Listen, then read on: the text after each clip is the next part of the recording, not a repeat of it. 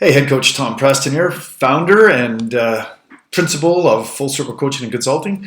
And today's video is going to be about how to run effective team meetings. This is an absolutely essential skill that every leader needs to develop, hone, and then have the discipline to maintain, because it is an ongoing process. Trust me, I've been leading team meetings for over 30 years, and there's definitely a cycle to it.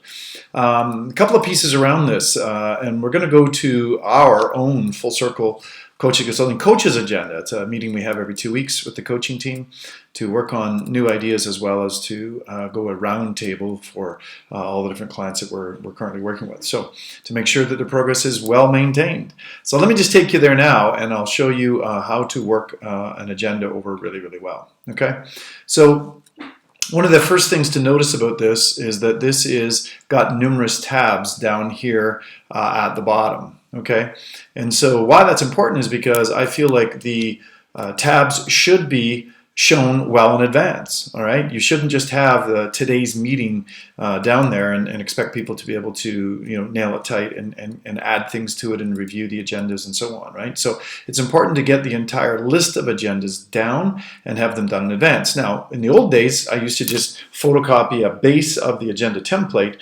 and we would work from that. But and then have multiple copies of it dated for the next meetings for the next several months, so that at any given time any team member could come and put an idea in that they felt was going to move the mission forward, fulfilling the mission.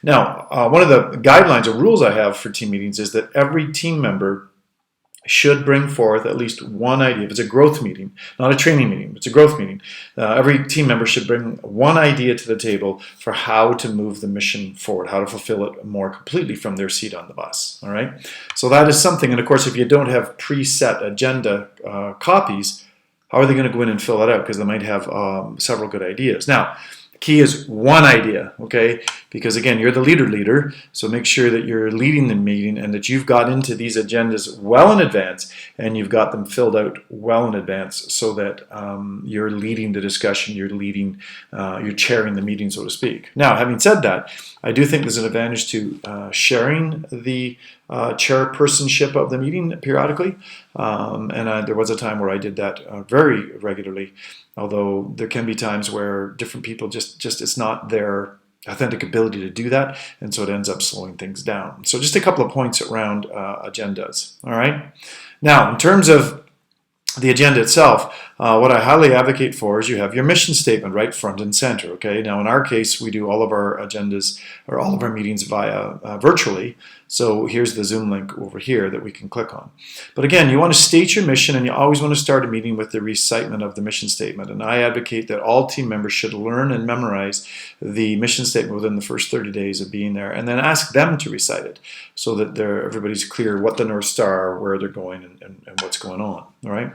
Now, what we also advocate for then is you have a positive focus, where you're listing one personal, one business, and one team acknowledgement or win since we were last together.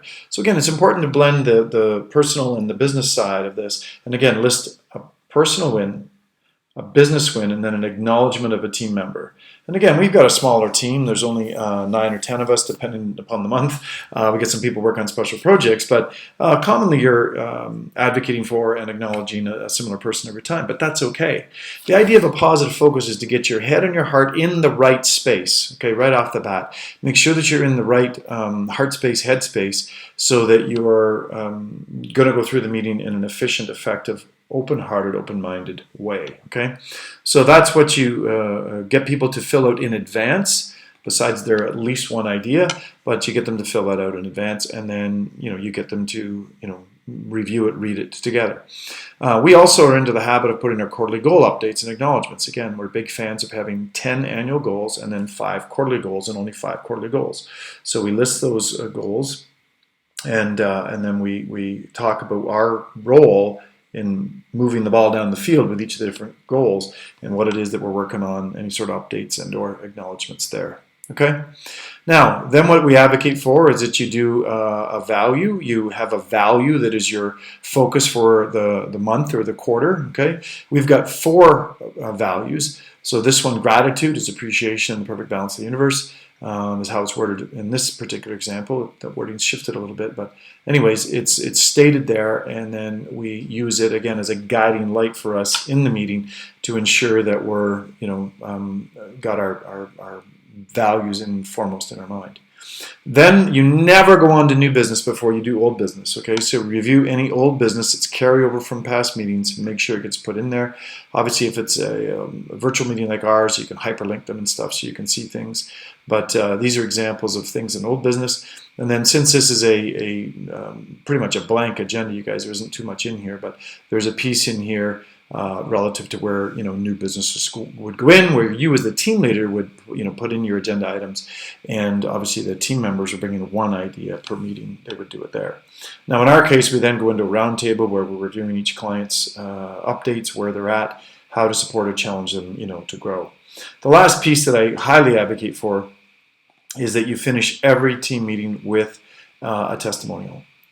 Now, don't forget, it's people will climb mountains for you. They'll do everything they can that's possible when they're connected to the vision, when they're connected to the heart space. Okay, so you want to be sure that you're sharing a testimonial at the end and acknowledging the person that's maybe most primally involved in that, or just reminding the team of how the important work that you do and how it impacts people's lives, and then ripples into the community, ripples into their families, ripples into their work, ripples into the productivity of the culture, and so on and so on and so on. So a very, very important piece of the puzzle as well. So that is a optimal way to hold a team meeting. And again, I'm a big fan of making sure that you set really strict start-stop times on that. If there's anything that I advocate for as well, it's to ensure that the meetings are crisp, that they're efficient, they're to the point, and that the chairperson is definitely there to keep the meeting on track and not let people go down rabbit holes. You do not want a meeting to turn into a bitch session or a gossip session or any of that stuff. That's just not the right place for that kind of stuff. Initially, our team meetings used to be an hour, and then in order to crisp them up a little bit, I cut them to 45 minutes just to make sure we were on point and doing our thing. Again, it's really important that they're there. There was a time when our meetings were done in person, where we used to, in my earlier businesses, where I would do them standing up.